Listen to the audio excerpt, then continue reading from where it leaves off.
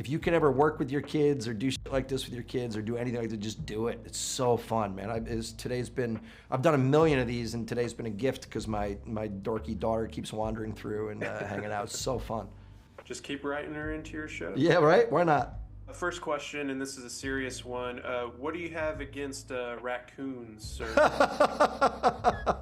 You know what's really funny, man, is this is from Carl's book, and we really discussed it because I want to honor all the things Carl cares about. He's a huge environmentalist and an activist in Florida, and all of his books have this undercurrent of Florida is the most beautiful state in America, and we're ravaging it and destroying it. Hence all the stuff about developers and real estate and how much they suck.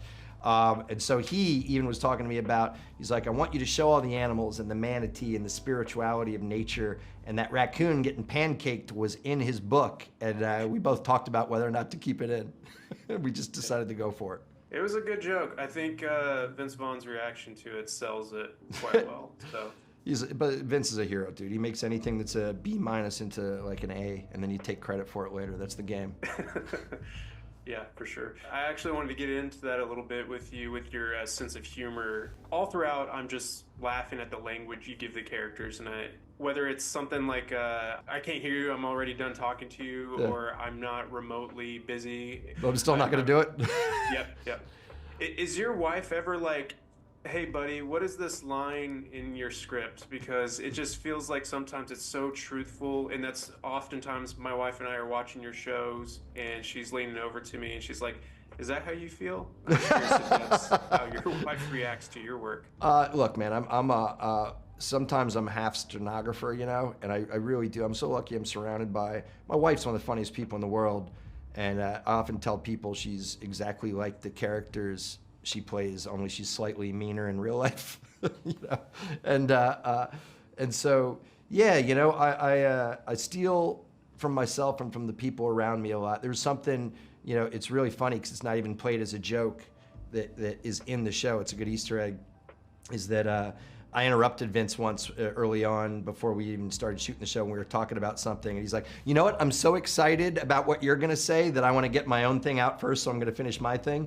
And it was exactly what I would say in that situation, disarmingly, reminding someone that you were speaking. And we just put it right into the show, man. So, yeah, my wife, what she doesn't like is when I take her actual life and put it in there. And so, like, her nightmare right now, it's from Shrinking, not this show, is people will come up to her and go, that weird, lame hobby that your character has on the show of collecting rocks.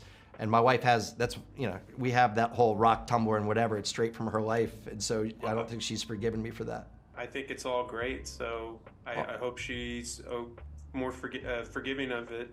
She will. As long as I keep hiring her, I think I'm good, man. Sure.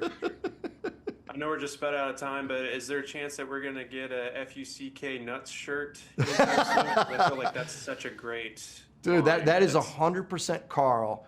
And look, because you've been nice and highlighted his, the only thing I rarely put this out there, but if anybody responds to this stuff like you are, go read Skinny Dip or Razor Girl or Tourist Season, or if you have kids, Hoot. He has kids books. The guy is an iconic American author. He's like Florida's Elmore Leonard. They were buddies back in the day, and that is straight from his mouth, and I would put it on a hat and wear it tomorrow.